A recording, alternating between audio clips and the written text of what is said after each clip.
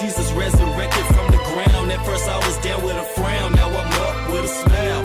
Why? Cause D rises now, D rises now, D rises now. Like Jesus resurrected from the ground. At first I was down with a frown, now I'm up with a smile. Why? Cause D rises now, D rises now, D rises now, D rises now.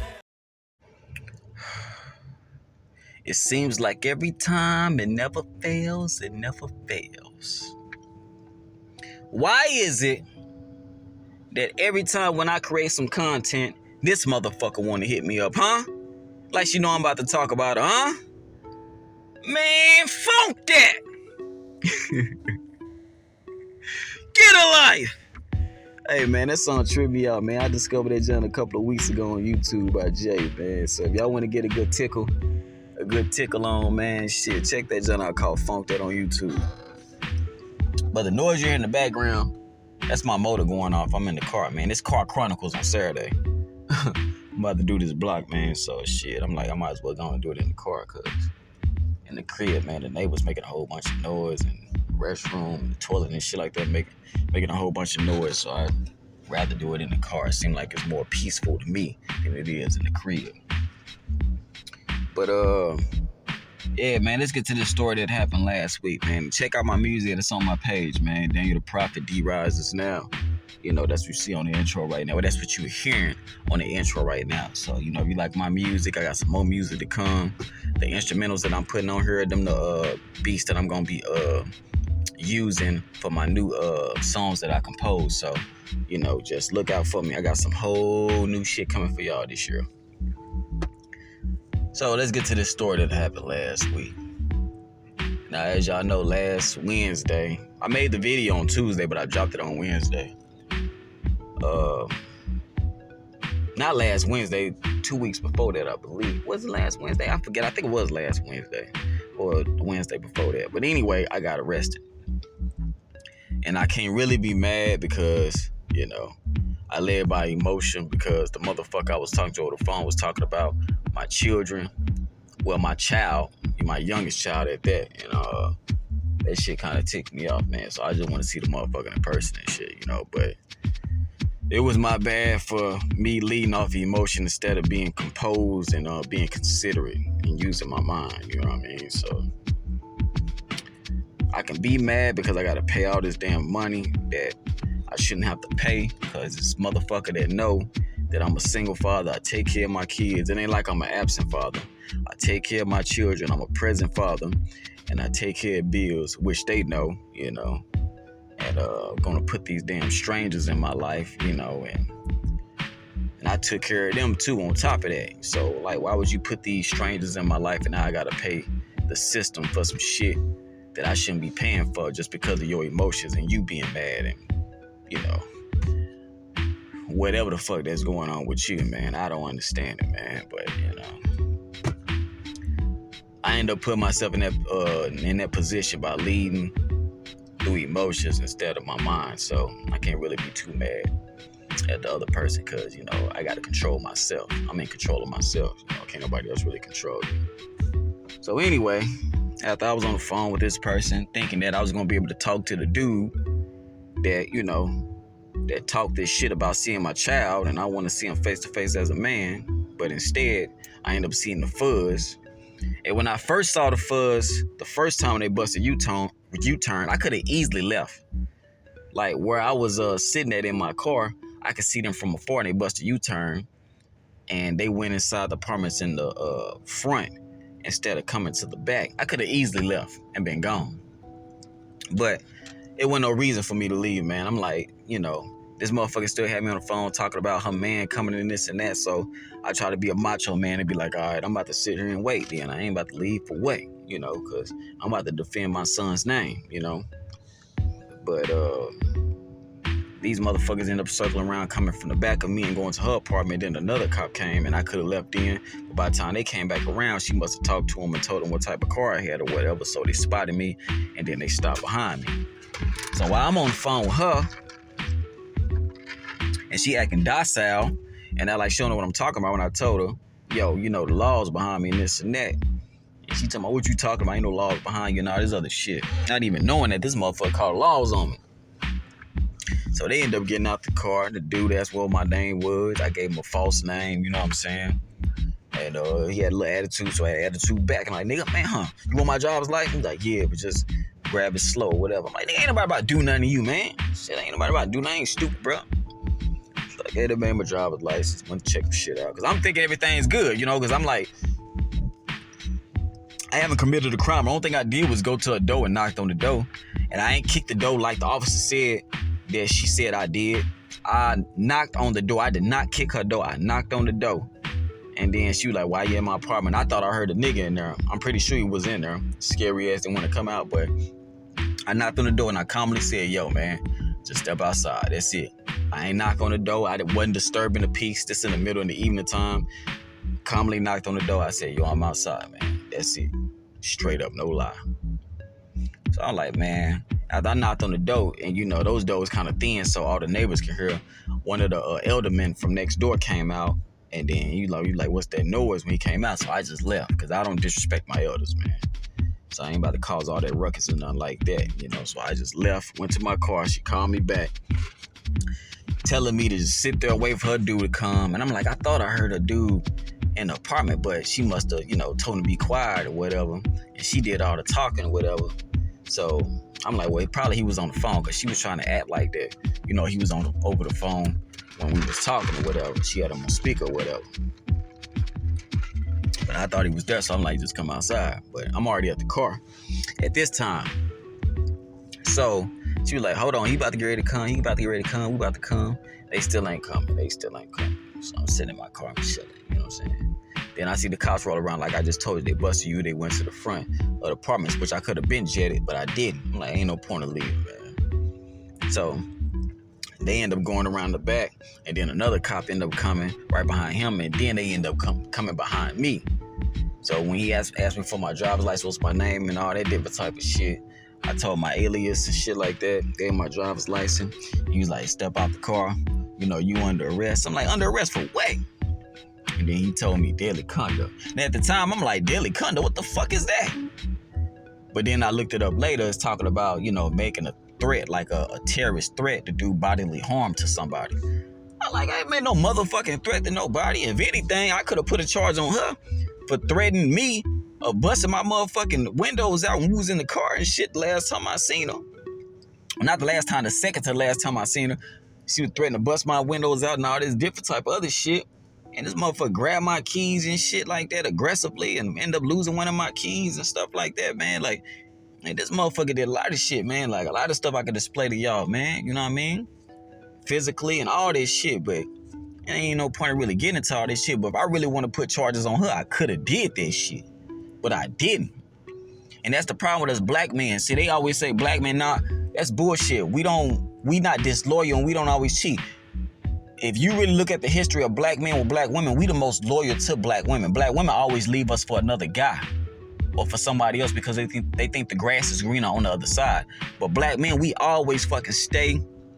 And we put up with a lot of shit that black women give us because we genuinely, damn, I messed my words up. We genuinely, truly care for our black women. So that's why we don't never call the laws when they put their hands on us, you know, when they sit there and, you know, fuck our car up and stuff like that and do damage to our property and all this shit because we care about them and we know they women, they emotional. But then if we raise our voice at them, they hurry up and call the motherfucking laws and shit and all this other stuff. And I'm like, come on, man. See, that's crazy, bro. Like that's that double standard shit. So they gotta cut that bullshit out that black man is disloyal to black women. Cause that's bullshit. Cause if you look at the records of anybody that was a black man that been with a black woman and listened to all the things he put up with that black woman, he never called the laws on her and shit. But when the slightest thing, not even a big thing, because the big thing that a motherfucker do to a female that she really attracted to, she won't call the police, none of that shit. That dude can beat her motherfucking teeth out her goddamn grill and shit, knock her eyeballs loose and shit and crooked, and she won't even call the laws on him because she's sexually attracted to that guy. But somebody that they not sexually attracted to, and that do good for them, that's financially stable, they got their own fucking crib, that's responsible, respectable, and this and that. Oh, they put them through hell and shit, and any little thing that they fucking do, it won't even be nothing horrific, be nothing big like that. They'll hurry up and call the laws on them, or hurry up and want to leave them and shit, and find a little slightest thing that they do to make them want to fucking act out and leave. You know, so I'm one of those people that was a victim of that shit. I mean, I did everything for this girl, man. Like, it's ridiculous. 13 hours of drive to go get her, you know, from Georgia to here. You know, I put money in her pocket. You know, when she ain't had no money, when she had no job, I put her on the jobs. You know what I'm saying? Like, equally split it. Bread with her, 50-50, even though that she didn't deserve that shit 50-50, but I did that because I care about her, you know, and I'm not that type of person, man, to fucking be shicey to a motherfucking shit like that and get over on people and stuff like that, man. If you did your job and you did your work, I'm gonna pay you equally, you know what I mean? Especially if I care about you. So, you know, and I did all of that just for you to turn your back on me and bite the hand that feeds you. You know, like, literally, like, if a person, and it says that in the Bible, if a person feeds you, they got the right to criticize you. They got the right to say how they say. I mean, they got the right to say how they feel and judge you because they helped you. If I didn't help you, that's different. I can't say nothing. But if I helped you, I got the right to say what's on my heart. I got the right to say what I need to say, you know, and critique you, considerably, because none of the shit that I say is out of hatred, man. I do this shit out of love, man, you know. So I end up going to fucking jail, man. But the officers that ended up arresting me, they was cool, man. You know, I gave them a hard time at first because I didn't understand what the hell was going on. You know, I ain't no fucking criminal and shit like that, man. So I ain't know what was going on, and they ended up arresting me. But thank God it wasn't no racist ass white cops and shit, man. And that's another thing. Why would you sit there and call the laws on me, and I'm a young black male, knowing the history of officers and fucking black men don't never play out right? We always end up getting killed because of we so-called aggressive and all this other shit. You know what I mean? So why would you even implement that in your mind to call the cops on me? You could at least came out and talked to me yourself. You know I listen to you because I got a weakness for you because I still care about you, even though I might say fuck you, bitch, and I hate you and all this other shit, but you know deep down in my heart I still care about you. So why would you even call the laws that some strangers and shit and possibly end up getting me harmed to kill? You know what I mean? That's what I don't understand, because I wouldn't never do that person like that, even though they did crazy shit to me. That's warranted for me to call the laws on them. You know what I'm saying? But I didn't because I care about them. But you know, thank God them cops was black. And just like Ice Cube said, they don't mean shit, because, you know, usually be black police showing out for the white cop.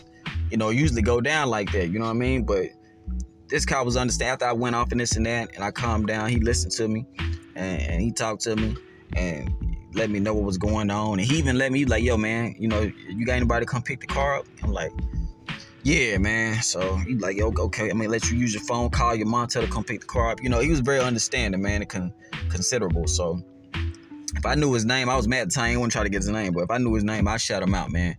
All cops ain't bad. He was a decent cop, man. The other cop was decent too, was an older cat. And he let me call my mom and get the car. And he was like, you want to talk? I'm like, I really don't want to talk to her, man, because I'm in this jam. She's going to be mad at me and be like, I told you not to talk to her no more and this and that. But he's like, yeah, I'm just trying to let you, you know, talk to her because, you know, I don't want your car to being towed and stuff like that, and give you the opportunity to get your car up out of here. You know, I'm like, I get it, man. Let me go and talk to her. I'll talk to her, man. And you know what I'm saying? She don't stay that far from over here. So, shit, let me go and talk to her. She gonna get my car and all that shit. So he's a cool cat, man. So I ain't even gonna sit there and shit on that officer, man. He was a cool officer, young cat. You know, and after I got arrested, whatever, you know, he asked me all the questions, you know, do I want him to check my wallet in front of me, behind the car in front. I'm like, behind. He's like, okay, let me close the door real quick. Go on and check and make sure I ain't doing no funny business. You know what I'm saying? Make sure everything that was checked right in front of me. Mama came, got my car, talked to me. They go and haul me out downtown. You know, the cuffs was kind of loose at first, but then kind of tightened them up. I'm like, dude, why you got them just so tight? He was like, look. He's like, I done seen some strange things. I'm like, look, I ain't Houdini. It ain't like I've been arrested 1,000 times. You know what I mean? I only been arrested one other time, and I got that expunged. You know what I'm saying? And that's kind of deja vu, because like I said, it was over female again. It was my baby mama. She called, you know. She ended up calling on me and stuff like that, man. But it was lightweight, though. You know, ended up checking me and I had a strap on me. But that's when I ain't had no strap on me and shit like that. He was just that warm. But, I'm like, man, yeah, I ain't gonna do no shit like that. I ain't Houdini. So we ended up riding. He had to tighten it up a little bit. He had to ride all the way down the loose Steric and shit in that bumpy ass road. And it seemed like every time he hit that speed bump, this shit got tighter. You know what I'm saying? Like, god damn. But, you know, I'm maintaining that bitch. I just try to get that shit over with. We get down to loose Steric. I'm like, yo, man, loosen these cuffs up a little bit, man. This shit kind of tight, man.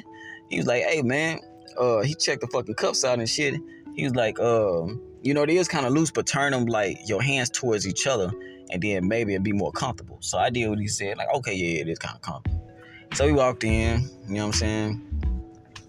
Get all the stuff, you know, through my fucking... Well, they already got the stuff out of my pockets like that when I got arrested or whatever. So when I get down to the station, and I stand there, they had to check me again. I'm like, dude. I'm like, bro, it ain't no way in hell I put some more shit back in my goddamn pockets and shit while I'm in the back of the fucking car. Like, you done checked everything at the goddamn scene, you know what I'm saying? Even though it wasn't a crime, but at the fucking scene when you got me and shit, like, I ain't gonna magically fucking have some appearance shit in my goddamn pockets and stuff like that, man. So they end up checking me out and shit again. And man, I had to wait for so long. It was like 9 o'clock at night, man. I had to wait to get checked in because it's my first time in the system. So, man, me and a couple other people that got arrested and shit, we waiting in that bitch all fucking night just to get seen by the nurse and shit so they can check our medical history. So I'm getting checked out and shit, you know what I'm saying? It's cold as a motherfucker in there. You know what I mean? And then I had to sit, after I sat on the ground for a long time after being seen by the nurse or whatever, we had to sit on these pews and shit where these goddamn phones at and had to wait for the judge to go to court.